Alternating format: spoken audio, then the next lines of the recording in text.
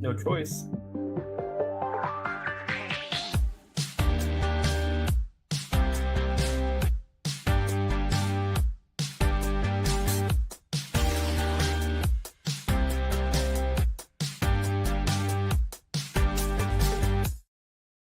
Welcome, everybody, to Den Excelsior. This is episode 190. I'm your host, Ricky. With me, as always, is Dennis. What's up? What is up? We are talking about the Fantastic Four. Ooh, that's a Fantastic Four. our First our steps. listeners are gonna love that one right there. You gotta admit, they probably have the best song, the best theme. No way, Superman beats that.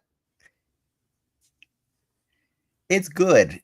I'm not gonna say it's bad, but like, it's not the best. I mean, Superman just reuses their shit. It's a cool remix. It's cool. I will say, I do like Hans Zimmer's Superman song. I mean, I think like Batman has a way better theme. Danny Elfman, come on. That song is iconic. Like, all I remember about Fantastic Four, it just does the thing you said. I'm not gonna repeat that. I mean, that's what they do. It's not that doesn't do it for me. I don't know. Spoilers ahead. I think you and I have a very different impression of that movie.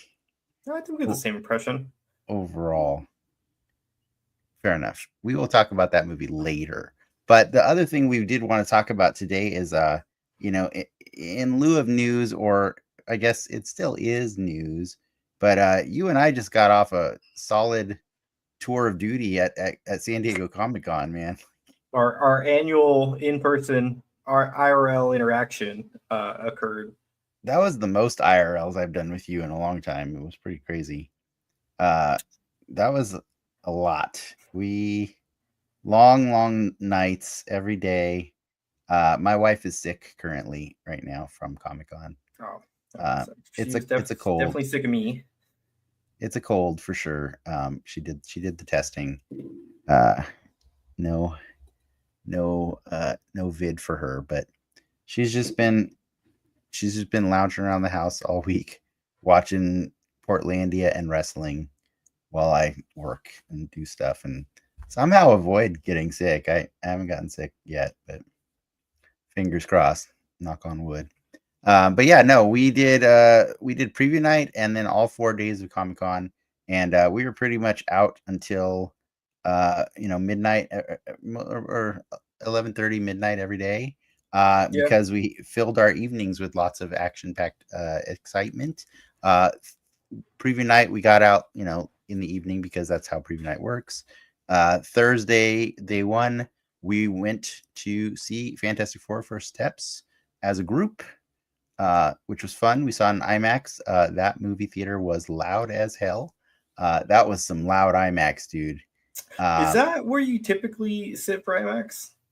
I don't watch IMAX often, but okay. Honestly, they redesigned the theaters recently so that I can no longer go upstairs to use the elevator. Because that was not great. There's no longer a handicap seating on the top row. There used to be. That's lame. Yeah. At least for IMAX, those are not great seats, I would say. Yeah, no. That's the first time I've done IMAX since they renovated it. Wasn't optimal. Wasn't great. But what are you gonna do? And then Friday night, we went to the IGM party to celebrate One Piece's new season. Mm-hmm. Got very drunk there. And then Saturday night, after the convention was over, we went to Arcade Monsters, a local arcade. So yeah, we were out. Also got drunk there. Also drunk. That was a very cool, fun-filled week or 4 days, 5 days, whatever. But it was exhausting. I don't know. What did you do on Monday? I worked. Oh I made the wow. mistake of working. I typically take that day off. I took the day off. Long story short, I did take a day off this week at some point. You couldn't. Uh, So it caught up to you, right? um, I got like food poisoning, but it was kind of like also like okay, yeah, I don't feel great Mm-hmm. ways. Um, but yeah, man, like I forget how much of a toll it is, and it's like I get the jokes, right? Like we're just a bunch of nerds at Comic Con, but you're moving quite a bit uh, in each day. And the caveat of this year, so this year there's no Marvel. So in a typical year, No Marvel Hall H panel. Yes. or Blade panel. So in a normal Marvel year, I really only go to Comic Con for like 2.5 days, right? Preview night, Thursday and Sunday. Friday and Saturday, I am either waiting in line all day or waiting in a room all day, which is fine. I love it. That's why I do it every year. But I'm not physically exerting myself Yeah. to max capacity. In addition to the party shenanigans at night, so definitely was beat. I will say the hotel did come in clutch. I don't know if we'll stay there again next year, but now I caught the bug of the hotel, and I don't know if I can let it go. Hotels, it's a thing for sure. What were some of your panel highlights? What kind of activities Oof. you do if since you didn't do Hall H? Well, I always do the directors on directors panel. I think Collider does it. So if you don't know, they take 2 or 3 directors, um, and they basically kind of do like a pseudo roundtable of just questions about their career and their work and whatnots. But they also there's a lot of like video questions that get submitted by other working actors or directors. So you kind of get to see people, their peers, kind of pick their brains. This year's 2 directors were Paul Feig and um, just let me Harry Met Sally. What's his name? Rob Reiner? Yes, Rob Reiner. 2 comedy, let's say legends, right? More so Rob Reiner. Rob Reiner's in The Bear, the new season. He's actually pretty good Okay. in that show too. But yeah, just seeing questions like what's a project that you almost had and it went away? How do you direct a AAA actor? What's your approach here?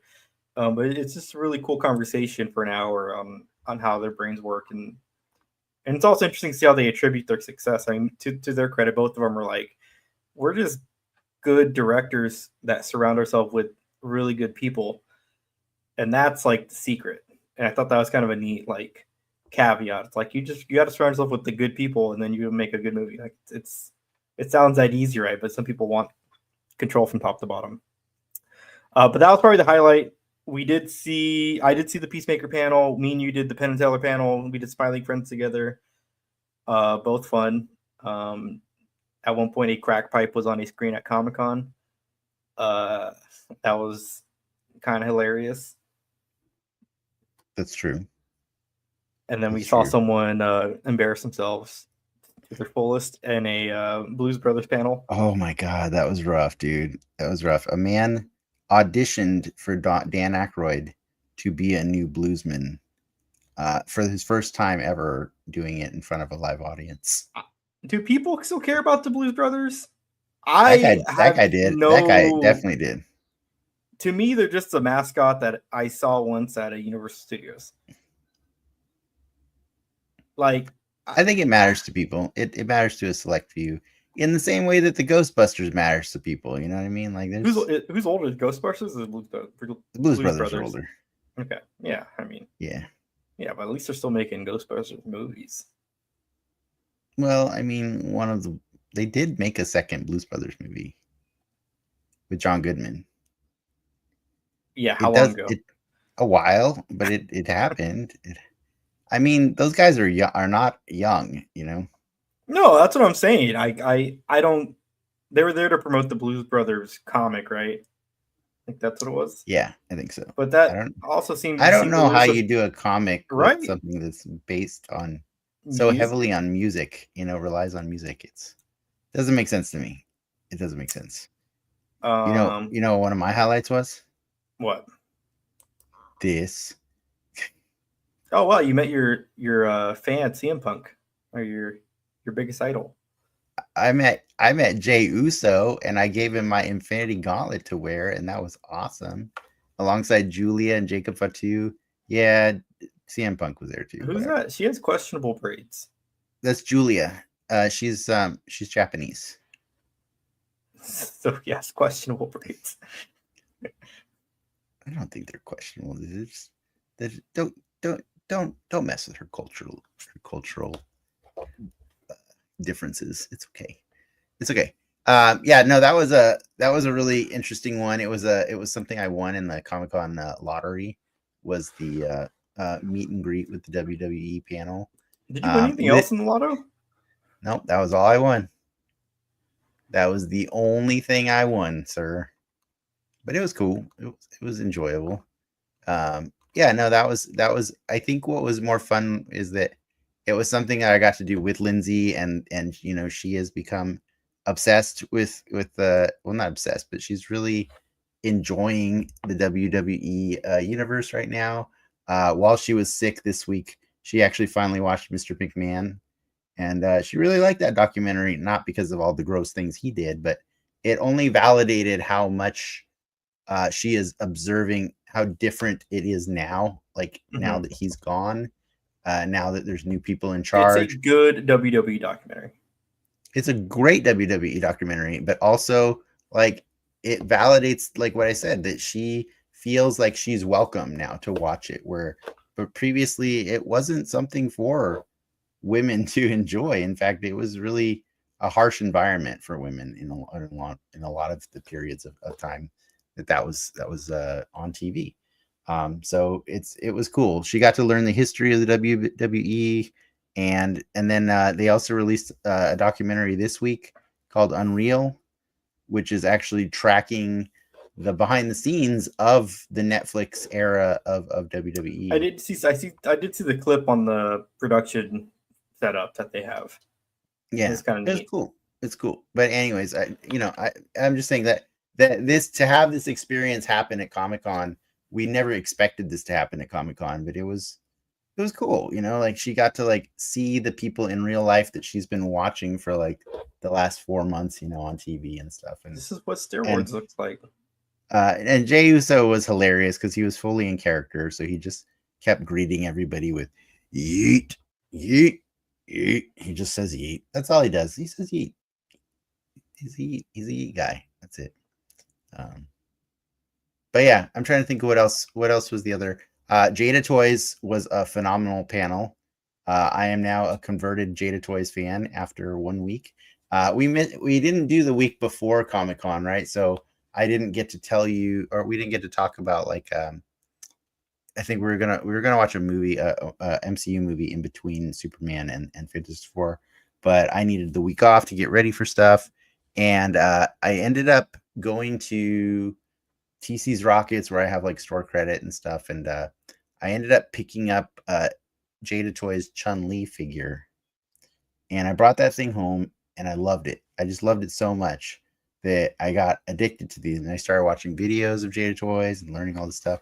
And next thing you know, I saw they had a panel. I went to it on Comic-Con, and I thought it was amazing because I learned so much about that company. But first and foremost, I learned that they've actually been a very successful die-cast metal car company for a while now. And so they took all the money that they've put into that, that they've earned from that, and they took all the market research that Hasbro has done for decades in Marvel Legends, and they just made figures that are comparable, but also better than Marvel Legends. And so they have that Street Fighter 2 line. Then I learned they also have Mega Man. I learned they also have Scooby-Doo. I learned they have lots of, I knew they had like food mascots because, right, we picked up the Chess Cheetah last year and stuff, but They're cool toys, but they don't have IP. Like that's their crutch right now. They have IP. I'm looking on their website right now. Like, want me to list the? I just listed IP. Scooby-Doo, Mega Man, Street Fighter, Cyberpunk, Edge Runner, and now they have Invincible. How can you say they don't have IP? I think the Scooby-Doo Invincible are going to take them far. I think the Street Fighters are taking them far too, because so the point I was trying to get to is like when they started the panel, there's one guy there that's in charge of talking about the other side of the business, right? But he starts the panel by asking the audience, how many of you are here for action figures? And the whole crowd just goes crazy, right? And I look around the room and it's like everybody that's always in the Marvel Legends panel. Like all of them are there because this Street Fighter line has impressed them so much that they want to see what else this company has to offer. And so he begins to be like, okay, well, you're not going to like this because I got to talk about all the non-action figures first, you know? So he starts showing off the cars and he's like, I'm not trying to sell you, but you might like some of these things. He begins to show them like all of these nerdy pop culture cars that just got the whole room like just gooning over everything. It was amazing. It was really impressive to watch. The salesmanship of this guy was so impressive. And then once that panel ended, and then they switched over to action figures, it was just one thing after another. Like all the things I listed to you that somehow you don't consider IP. I consider Scooby-Doo to be a very strong IP. I consider Mega Man to be a strong IP. I consider Street Fighter 2 and now Street Fighter Alpha to be a very strong IP. Cyberpunk, I mean, I know there's a lot of people that like Cyberpunk, so I'm not gonna hate, you know, but yeah, and then they finish with Invincible, which is pretty impressive, you know, like that their toys look like they scale with Marvel Legends, and but are a little better in articulation, and they feel good in your hand. So I was really impressed. I thought that was an excellent panel. I thought it was a slightly better panel than the Marvel Legends panel, but I did appreciate the Marvel Legends had the heart to do the tribute to Ryan Ting, who is no longer you know, employed by Hasbro. I thought that was a really nice thing. It's nice to see them trying to make up the goodwill lost with the Robbie Reyes HasLab by announcing. I mean, they know they're in a weird spot right now. They know, yeah, they know. It was interesting. But yeah, I think those were two of the panels that I enjoyed the most. It was, I did see the Toys That Made Us. Is the Invincible toys, are they based on the show or the comics? The show. Okay, that's still looks like. Yeah, they're based on the show, and so that's why they chose to build off the popularity of the current season, the last season. So the first Invincible they're doing is the new costume, and then they said they always have time to go back and revisit older looks, you know, as they do more waves. But for the first wave, they wanted to do new Invincible and then Oliver, and then what's the guy that Negan plays, the Viltrumite. The Viltrumite guy. Yeah, sure, whatever. I don't remember his name, but you know, the guy that does not die at the end of the season. Spoilers. Yeah. But yeah, I was very impressed. I thought it was a really cool panel. And I am now subscribed to their newsletter so I can see what kind of stuff they got going on. You yourself said you want that space kook from yeah, I like that Scooby-Doo. I like that Scooby-Doo character, just design wise. I think he looks cool on the shelf. I found out they also did the Universal Monsters. They did all of them. Well, they just toss that IP around. Like anyone can get Universal Monsters. But the important thing is the scale that they operate in. Even the Mega Mans are in scale. If you want to do recreations of your Marvel versus Capcom favorite moments, the Mega Man scales really nicely. Just saying. But yeah, no, I can't think of. I think I had more fun with a lot of the offsite stuff or just looking at the floor than I did in panels this year. I think I did panels every day, but they weren't necessarily always the highlight of my day. The floor was I feel fun. you. And I miss that carpet. Was there no carpet? No, Oh, you're. they've said they were never going to do carpet again. So When did they stop with the carpet? I think it's been like 2 years now. Or Okay. this would have been the third year. Okay. Basically, they have to like throw away the carpet after every year, and then they obviously no one can set up until they put the carpet in. Which I know they had a conference like the week before as well. So they did. I saw but their conference. I don't like it was a Comic-Con. I think I for being not to sound cheesy, I look more fondly at the time that we all spent together. We got to hang out with friend of the show, Oliver. And I think those collective memories were the highlight. But like aside from that, it was a Comic-Con. I liked the Penn and Teller panel. That was cool. That was fun. That gave me similar vibes as like the directors on directing panel. Just seeing seeing people who operate at a very high level talk about how they operate at a very high level. Right. Candidly. Yeah. I did catch a cool clip at the end of Kevin Smith's panel. It was very inspirational. He was just saying how like, there's so many people that go to Comic-Con and just think, wow, like it must be so cool to do what you do. And he wanted to make it very clear to people that he too was one of those people back in the day. And eventually, as much fun as you think it is to watch people do these things, he's like, I promise you, it's so much more fun to do it yourself.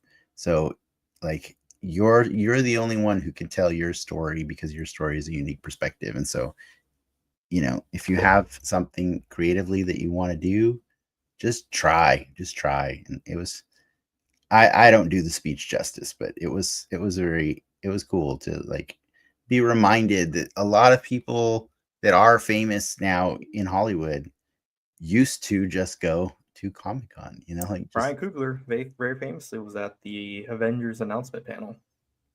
That's cool. As a guest. As an attendee. Yeah. I saw Brian Posehn the other day at Comic-Con, just randomly walking among the people. He's tall, isn't he? He's quite tall, but he just looks nerdy enough that he can blend in with the crowd, I did call him out. I probably blew up his spot. I was like, hey, it's Brian Posehn. And he's like, hey, like he begrudgingly said hello to me. But yeah, I forgot I was at the George Lucas panel. You did. I guess the peak. You said it was boring. It kind of was. Yeah. Look. Guillermo del Toro was on that panel. Have you seen like Guillermo been to a panel with Guillermo before? Like where you at the Pac Rim? That man can like he has like kind of the Kevin Smith energy of like he can deliver some one-liners or like anecdotes in a very engaging way. Yeah. And you pair that to a George Lucas who I think is quite reserved. Like that's not like a shocker in his demeanor. Like he's pretty quiet. Yeah.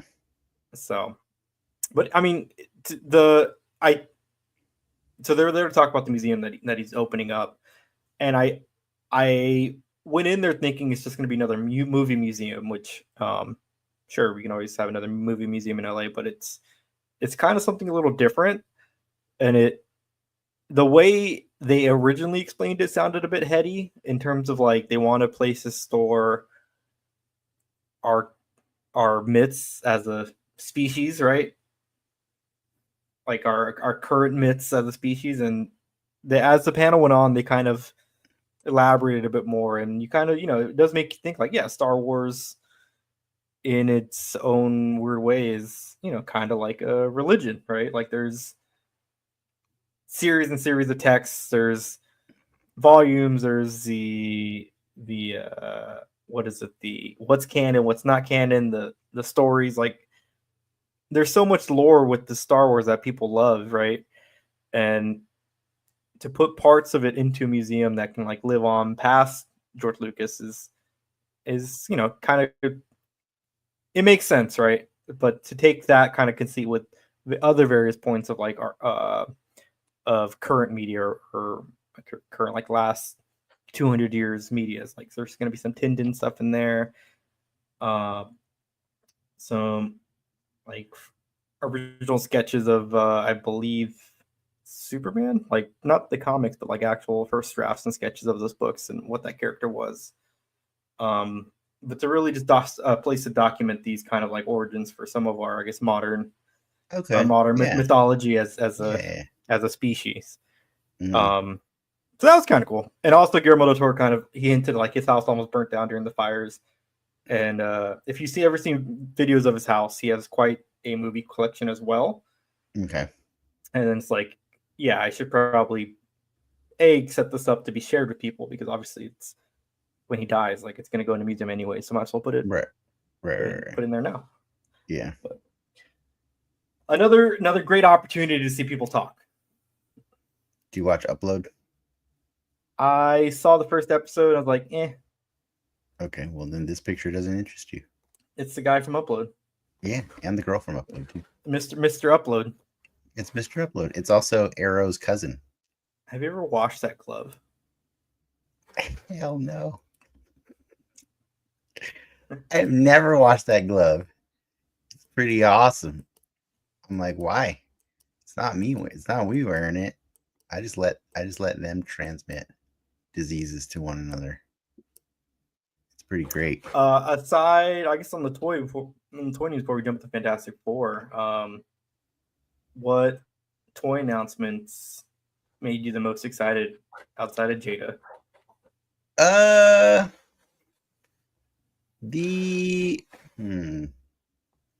have them. Hold on a second. I can just show you because I have them all right here.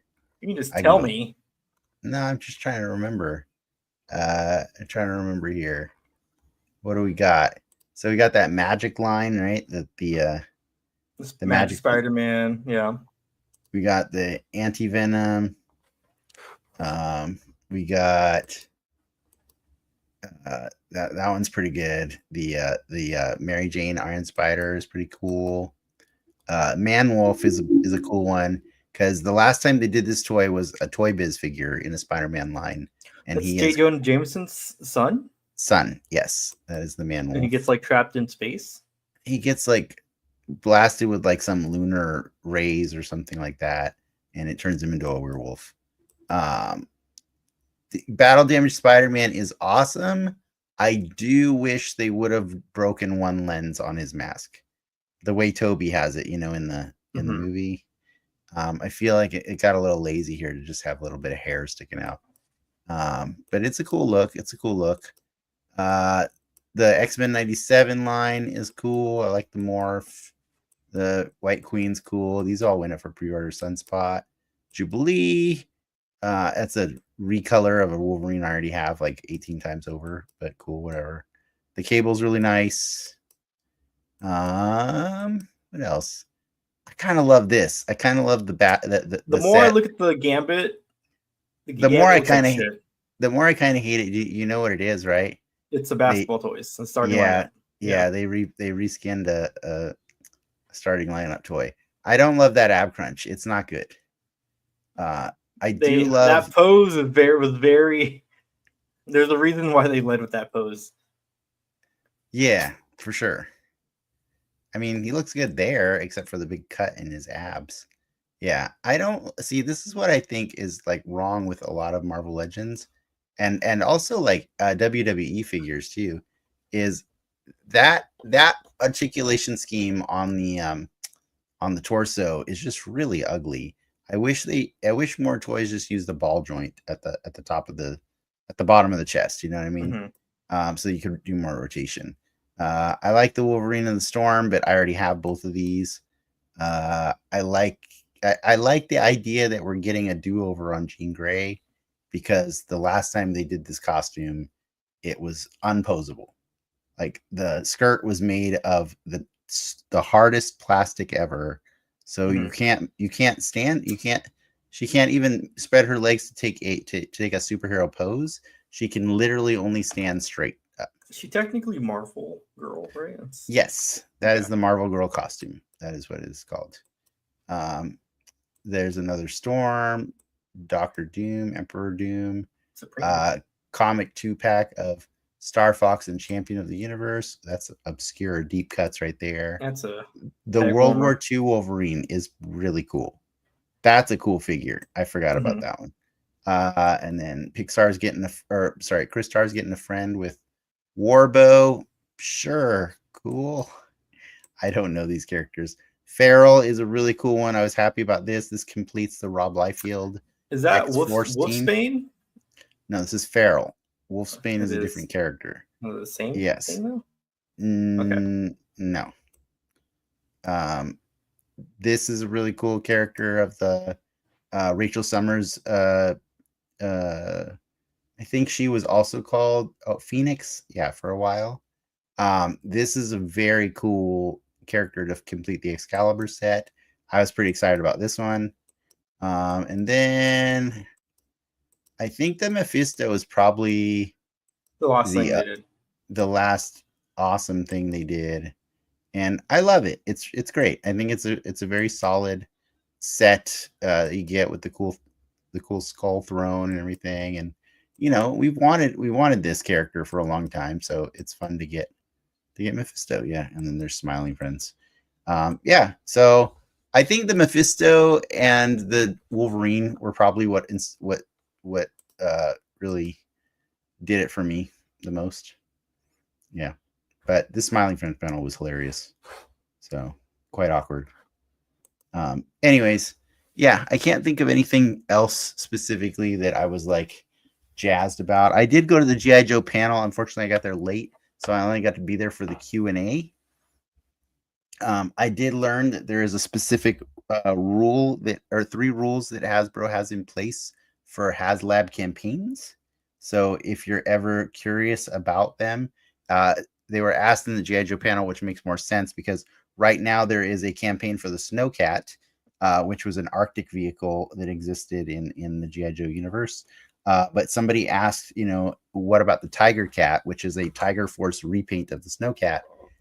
Can that ever exist? And they made it very clear that for any HasLab, the rule is they can sell different colorways of a product that they made for HasLab. They can never use the original colors again. They can sell different ones, but they have to be at least 3 years after the original campaign. And no matter what, no matter what, whenever they sell a remake of a HasLab product, it has to include less features. It can't include more features than the original one did, and it has to be sold for a cheaper price. Those were the rules. I don't mind those rules, but I don't like them. They should be able to make a better version of it. Yeah. The idea is the HasLab one is the best version of it, Yeah, but you can still make a better one. I'm right. I mean, I'm not debating with you. I'm not. I'm just saying. How many times have you heard this is the best Spider-Man? Oh, for sure. But if they ever did Spider-Man as a HasLab, I would be like, what are you guys doing? You're desperate. But like the difference is like a Galactus, you're not going to get to do those very often. You know what I mean? So you better hope that the one time they do it fulfills all the needs that you have for a Galactus, And in fairness, I think the movie Galactus looks a hell of a lot like my Galactus toy. I would be curious to know, like, if a different company could then come out with another version of it. Like, could Diamond Select do a Galactus? Right? Yeah, I don't think they exist anymore. Or yes, I get your point. Yeah, no, licensing can always happen. It's just that Hasbro, the HasLab they do, they want it to be a premium item, and so they don't want it to ever.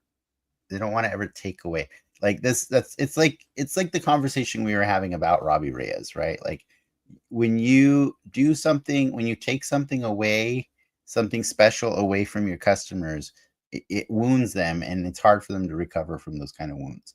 So like the idea that we were offered a Mephisto, Damon Hellstrom, and a Madeline Pryor figure, and a Robbie Reyes in a car, and then when it didn't get funded, we're like, sorry, you'll never have these again.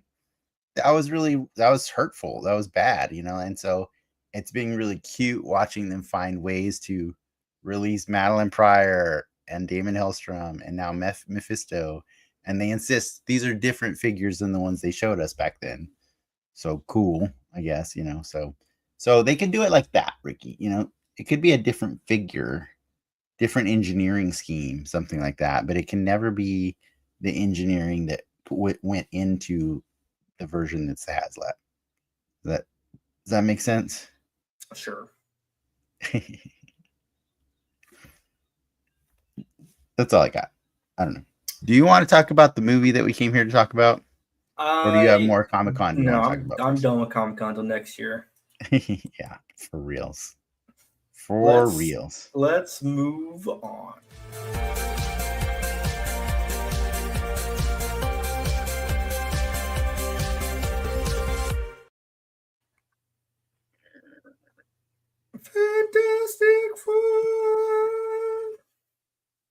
Fantastic Four!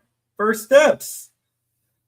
Directed by your favorite WandaVision alum, Matt Shackman.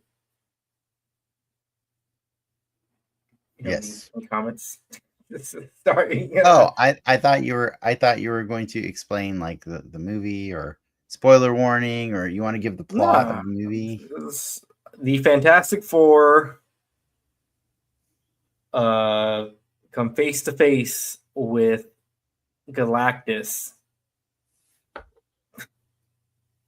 and win.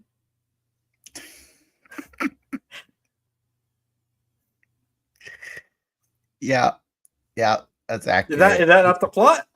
It's a Fantastic Four that takes place in the Earth 828. So they want to make it very clear that it's not the same universe that the MCU has existed in. No, not the 616. Not the 616. It is, or the 19999.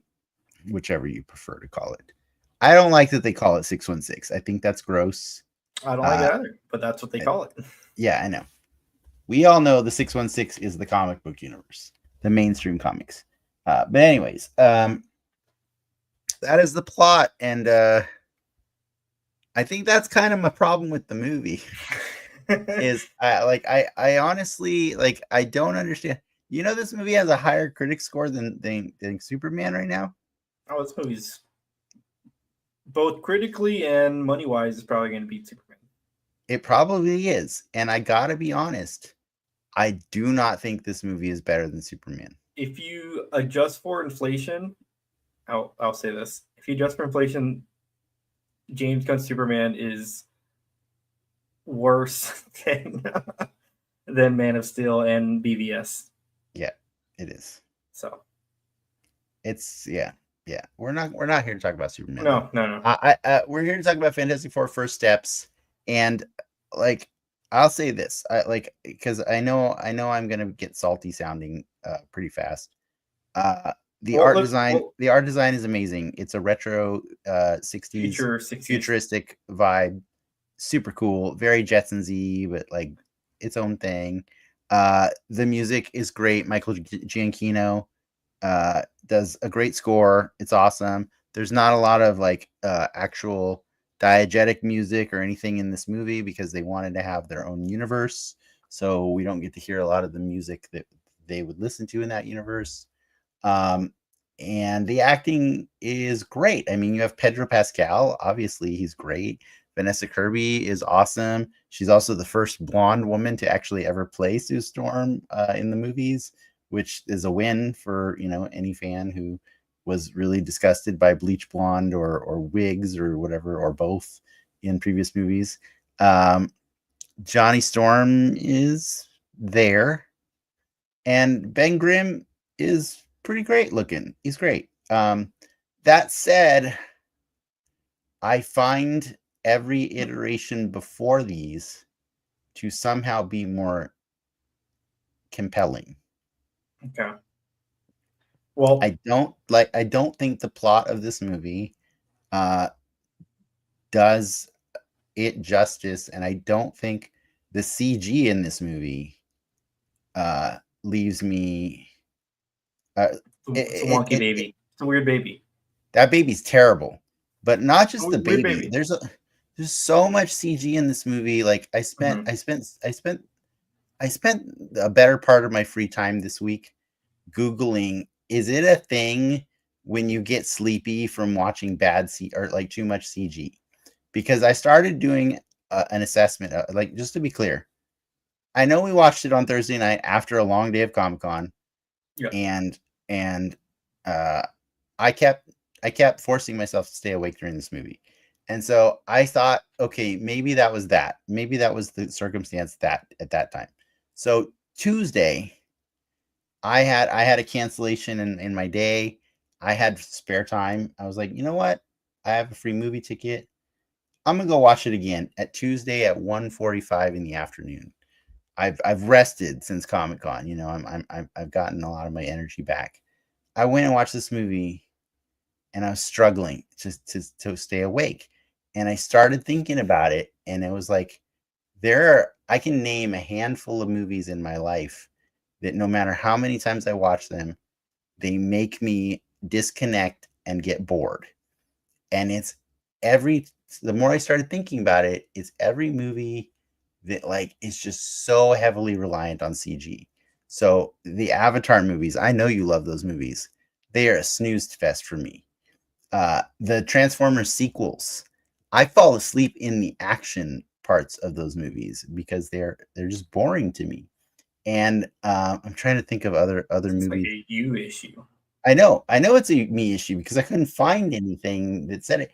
But what I realized, what it really is just like there's something in that uncanny valley area, or the focus is so much on look at this beautiful world we constructed and story that I don't feel a connection to the characters. And so because I'm not connected to any character in this movie, I don't have a personal investment. And because I don't have a personal investment, I'm sitting there for 2 hours and 20 minutes bored out of my mind. Do you know what I mean? Does that make sense to you? So like that's where I'm coming from. It's not to say that like if you like that movie or if anybody listening like that movie that they're not entitled to like that movie. I was just too distracted by all of the distractions, the things that don't matter to the story. You I know, I I think it's a little heady compared because I think Superman has some equally as bad CG in some parts, or not say as bad. I mean, it's serviceable. It's all but serviceable. it has characters that are quite charming and I can connect with. Like there's the crux of Superman. If we're gonna bring that movie back up again, is that 12-minute scene with Lois and Clark arguing in the apartment that is no special effects, right? And that scene carries a lot of the ideas behind the rest of the movie, right? And I think I was missing that from Fantastic Four. I was missing an emotional connection to the characters. Like we had an opportunity to get an emotional connection between the Thing and Natasha Lyonne's character, and that character just disappeared from the movie. Where Yeah, did she go? She just left. she went underground. That's why I asked you what happened to her, and you were like, "Oh yeah, he saw Bush." You know, like I'm like, when did like did I really not off during that? And so when I watched it again, I was like, "Oh, her character just disappears from the plot." You know what I mean? And so like, and that's I think the problem I had with the movie is that so many characters don't matter to the plot. You're supposed to focus on the four family members and this baby that's a horrible CG baby, and just enjoy them. And I think that's a little arrogant of the movie to expect me to just enjoy them having family banter when like I want to see them actually interact with that world. So you know how we talked about how Superman the world felt lived in? I didn't really feel like this world. Like I didn't get the culture of this world. I didn't get a lot. Like I got that, you know, it's parodies. It's parodies of a world that was before our time. You know what I mean? But like it didn't feel like a real lived-in world. Like I equated the establishing shots of their New York to the establishing shots of Wakanda in the Black Panther movies.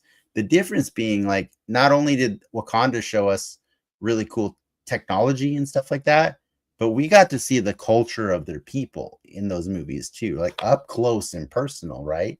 And I think that's what made that movie so fascinating and captivating.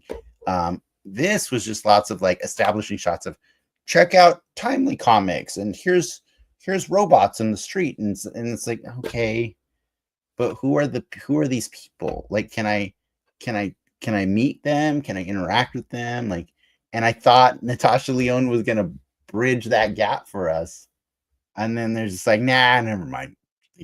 You know, Definitely a take. it's my take. It's my take. I'm done. I'm done with my rant. You can talk. Yeah, that about was it now. about like 6-7 minutes. Hey, I had to get it off my chest. I like the Fantastic Four, and by that I mean I like the team. I think them with each other in pairs with each other every which way. I think that was great. Vanessa Kirby acted her ass off in this movie. She did. I think to anyone's surprise, or that's I don't know dunk on Vanessa Kirby, but I wasn't surprised. she out of the four, she was probably the weakest actress, or the weakest actor in terms of. I don't think you mean what you're saying. You mean the less known actress, or coming into this project? You mean? Oh no, I think less known. I think she's the strongest actor in this movie. No, 100%. No, she is. Okay, yeah, that's why I was helping you clarify. I think you meant coming into the project. Coming into the movie, yeah. You have Pedro, you have Joseph Quinn, you have Ebon or Eben. Yeah. Yeah. But she comes out a star. Like she is Sue. Like that. It's I don't want to like pin it like okay yeah RDJ's RDJ is Iron Man, Chris Evans Captain America, but I think they did knock it out of the park with her as Sue. I think she's the only one that I wouldn't want to see replaced. So I'm agreeing with you. It's a safe movie. Like it is what it is. I think they, for better or for worse, the last Galactus outing shit to bed. Like they did. Yeah, I think we got done talking about how Superman a couple weeks ago was a safe movie. I felt like this one was even more safe to the point where I was just bored. Yeah. The downside of this movie is I think up until they go visit Galactus, it's a solid movie, right? And then once Galactus shows back up, it's a charming movie before they visit Galactus. When Galactus shows back up, it's a solid movie. But it's that like weird like interim that's the movie slows down for me. When Galactus shows up at the end, it's still not a solid movie. It's pretty dumb. I didn't dunk on your opinion. Okay, well that's your choice. You could have. You did say it's a take. They set up like this interesting problem, right? Of like it's either our son or the world, and the Fantastic Four is like, nah. And I kind of wish they would have sat on that, but that's a little more. Yeah, I wanted you. Okay, yeah, continue what you're saying because I wanted something more. They kind of they did like there's that awesome piece of dialogue with Reed and Sue where like he says something along the lines of like it would make sense, right, to sacrifice their son, and Sue's like, what do you mean? That just means you thought about it. And he's like, well, it's my job. I have to think about it. And you get this really like nice character layer of like Reed. Obviously, Reed's burden is he thinks of everything, right? He's the smartest man in the world. Yeah. And then you get Sue's burden of like she's a mother, right, having to like confront the potential loss of her child, while also keeping, her family together, and their planet. And I think so. They hit it. They hit that moment in that specific scene, but then they try to repeat that kind of beat 2 or 3 times over before Galactus shows up, and it doesn't hit the same mark, and it's just kind of dull. It's a little boring. Yeah, I think when she goes and like tries to explain it to all the people outside, it was supposed to be more impactful than it was, and it didn't hit, because I'm like, yeah, but you guys, this whole movie have felt like these weird outsiders that the rest of the world idolizes. You know what I mean? You don't have any connection. I mean, to I was these like, people. you should probably give it that baby. I wasn't like that, but I was. You know, can you name my 2 favorite characters in this whole movie? Natasha Lyonne and the Silver Surfer. No, you're close. You got half. The Silver Surfer was freaking awesome. Galactus? No, I did not like Galactus. He bored the crap out of me. Who's the other character in this movie? Freaking Mole Man. Oh, that character charmed my pants off, and he's probably only in like 5 minutes of this whole movie. But he had actual character, and I feel like he stole scenes. He really did. Because every time he showed up, he made it very clear who he is as a person. And I just felt like I had to like pull teeth to get some of that information out of some of these other characters. It's a cute scene. The movie starts with Reed and he can't find things in the junk I didn't drawers. see a moloid. Show me a moloid.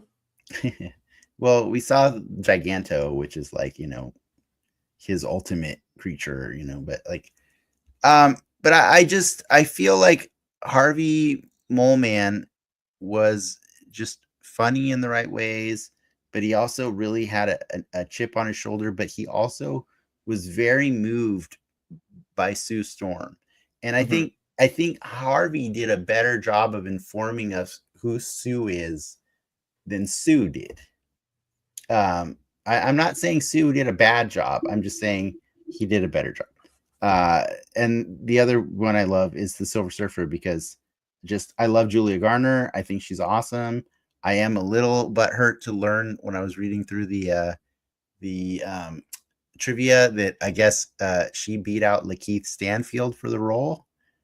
Oh my God. Oh yeah. Lakeith, I love him too.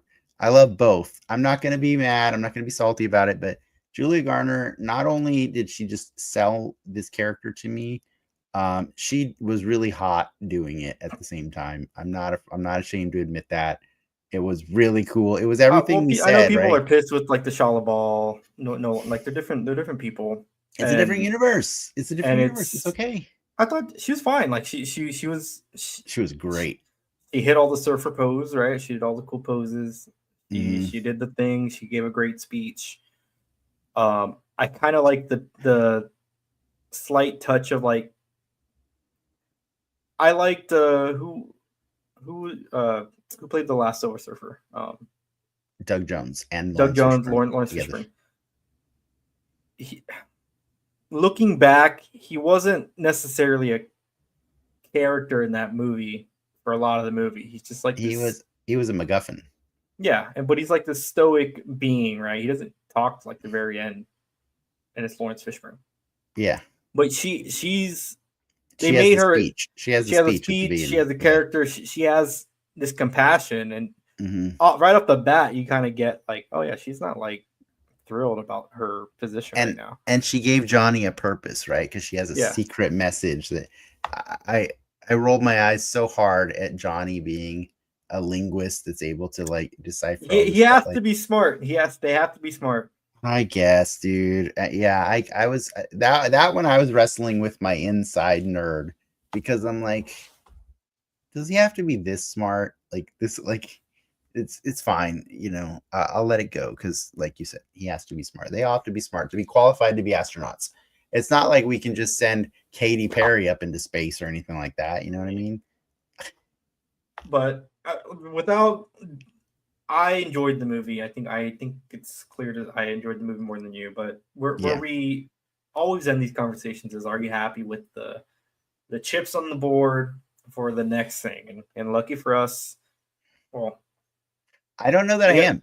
the Spider-Man's the next thing, but a Doomsday is the next thing. Yeah. I think I'm happy. I'm happy with the Fantastic Four. I'm happy with what they are.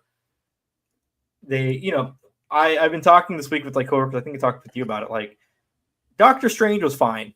The movie Doctor Strange is a fine movie. It's not great. The movie has its flaws, I had more fun in that movie. but he definitely, Doctor Strange from Infinity War, has a huge ass glow up in terms of power set Yes. and ability and just banter and character. Like, world over, he's a better character.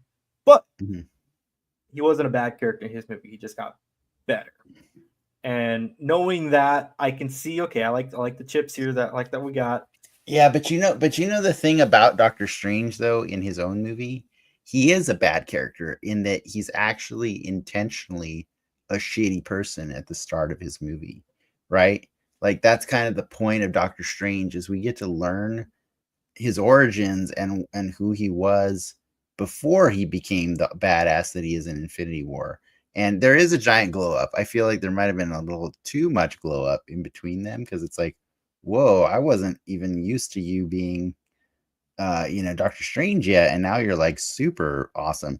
But I think I'm not saying I wanted a Fantastic Four origin story. I just wanted to know who they were as people before this freak accident happened to them. You know what I mean? Maybe we'll start seeing some of the flaws, right? Reed is certainly not a perfect character. He does some pretty heinous shit in the comics. But I also felt like he was the only flawed character in this movie. The rest of them didn't really have the flaws that I'm used to. And I think maybe you're nailing it why I didn't connect. Because that's kind of why we always connect to Marvel characters, right? Is they come with flaws along with all the good stuff. There's bad that comes along with them. And I couldn't find anything wrong with Johnny. I couldn't find anything wrong with Sue. And I couldn't find anything wrong with Ben. Well, Johnny the notorious like womanizer. I don't know if you can do that in 2025. Yeah, but I mean, he can be more than just a womanizer. He can be rash. He can be like hot-headed. That's kind of his nickname, is hothead. You know what I mean? He can have qualities that they didn't really give him in this movie, because they wanted to just make him like good and smart. Yeah. But see, that's where like I think all of their collective actions are going to be different once the child is actually missing, right? Yeah, for sure. The child, but I don't like that the child's the MacGuffin. You know what I mean? Like, and I get it. He's child being Franklin Richards. Yes, Franklin is going to be the MacGuffin. His historic comic MacGuffin. Just to be clear, for anybody who doesn't know, Franklin Richards is capable. He used to be an Omega 11 mutant, but now they retconned it so that he's a mutate like them. But he is super powerful and able to create universes. So there is a story in the comics called, I think it was when they were fighting Onslaught, which was like a weird meta, like super villain that's the creation of like the darkest part of Professor X's subconscious, and it's an amalgam of also like Magneto, and it's this crazy looking creature that like it just wrecks the Avengers. People die, stuff like that. And after that storyline was over, Marvel launched a new comic line called Heroes Reborn, and it was where they got all these famous artists to come and draw, like redraw these characters, like origin stories all over again. And people are like, why are we retelling their stories, and why are they different, and we don't understand. And then it was eventually revealed that Franklin, who was a kid at this time, was protecting all of the characters that died by rebuilding them in a new universe, right? So he is that powerful. He can build universes. And so obviously, spoilers, again, spoiler warning, Doctor Doom shows up in the post-credits or the mid-credits of this movie, and it's obvious that he has designs for a being of that power. probably to create a battle world or whatever. He wants to recreate the world in his own image, right? That's what that's always what Doom wants to do. And so that's fine. I already accept that Franklin is going to be the MacGuffin of the story. But I do, if that is the case, I want to see more of the flaws of these people. And I hope you're right. I hope you're right. I hope that pulling that child away from the family, breaking the family up, brings out the bad parts. I mean, there's multiple Reed stories where when he starts losing his family in whatever capacity that is, whether growing distant or actually losing people, he loses the thing that anchors him from basically becoming Doom himself, like in terms of the shit that he does to fix everything. But look, I can't dunk on the thing. He was just a good looking thing. We haven't had he looks like the thing. The thing. I'm not arguing about. There's a softness to his. He never has his shirt voice. Off in the movie, does he? That he's a proper man. He takes his shirt off in one scene when he's helping the boat. Oh, that's when it was. Okay. Yeah. Because I was cracking up at the toy, because the toy has him shirtless, but he's always in shoes too. That's the other thing. He was wearing shoes and he has boots on. Yeah.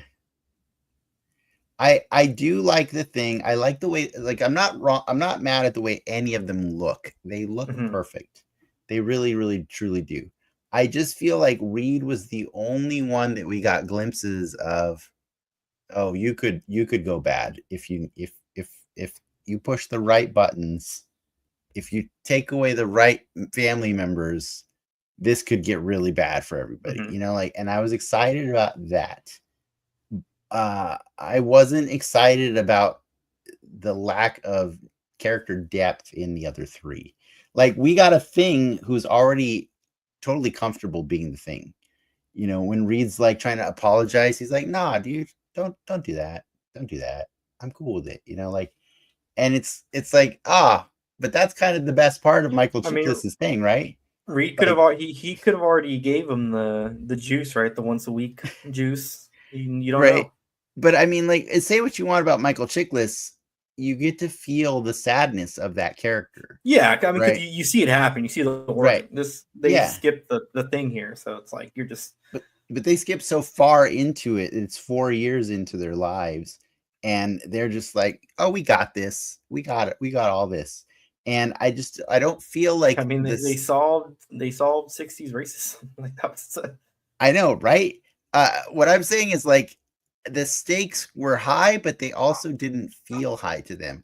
Like, what's funny about this movie is that Reed Richards beats Galactus not by actually creating anything new, just by using something that was sitting in one of his rooms that he created and showed off earlier in the movie.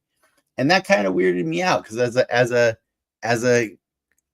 like the smartest man in the world, like, I wanted him to, like, come up with a solution that was new, that was novel, and it was just like, "Oh, hey, check out this thing I did where I transport an egg to another place. Oh, we should use that. We should use that thing I already made." Like, I don't know, something felt like dirty about that. Like, it just felt like, you're just gonna use the thing, so I have no room for surprise in this movie, right? And I wasn't surprised. Like, he's like, "What we're gonna do? We're gonna put the baby down there, and then we're gonna light up the teleporter, and we're gonna push him in." And guess what they do in this movie? Exactly that. And I just felt like, are we not even gonna do a twist here at all? Like, no, like, the baby wasn't really in the thing. Then I'm like, then why did Galactus go to it? If it wasn't really the baby? He's scanning, he can see exactly in the universe where this baby is. So why did he walk over to the cradle or the carriage or whatever you want to call it? It makes a good movie. No, it made it bad in that part. And then when he gets close enough, he's like, "Oh, wait, that's not the baby." And then he does his eye thing again, like Batman, and he just sees, "Oh, he's over there." I'm like, why didn't you just know where the baby was in the first place, Galactus? I don't understand. Like, my disconnection to the characters made it easy to nitpick this movie. Like, that's what I'm saying. Well, if we're at that point, then we gotta wrap this up. Yeah, you can wrap it up. I give it like what do we got next week? If we're rating it, I give it a 6. All right. This is one of my least favorite. This is one of my least favorite Marvel movies in a while. Wow, worst of the year? Yeah. For me, it's the worst of the year. Don't get me wrong. There's a lot of goodwill built up in this movie, but like Sam Wilson, the Sentry, those are more interesting characters than what I got in this movie.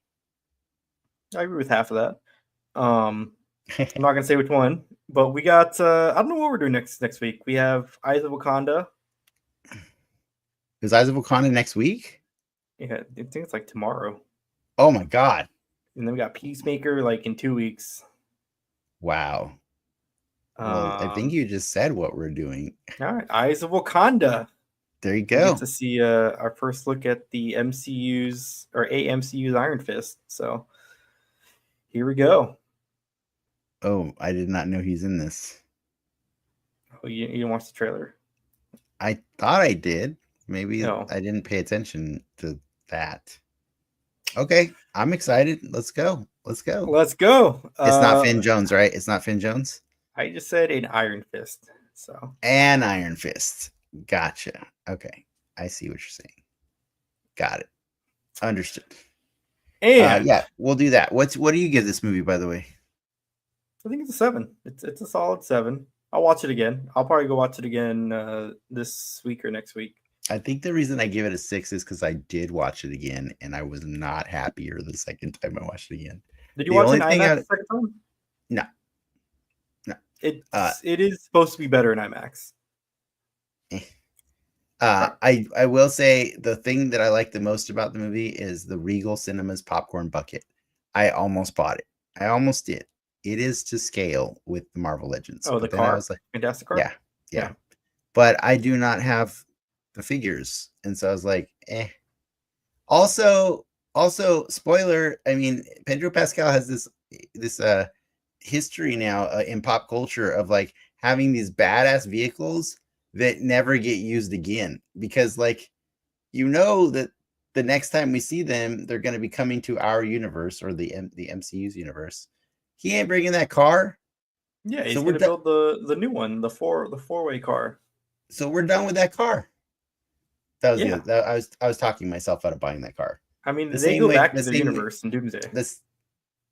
Do they? Are we sure? They said that there is a reason why that couch is very big in their living room. Okay. Multiple times. So. Okay, cool. Well, cool. The car still only seats 4. So.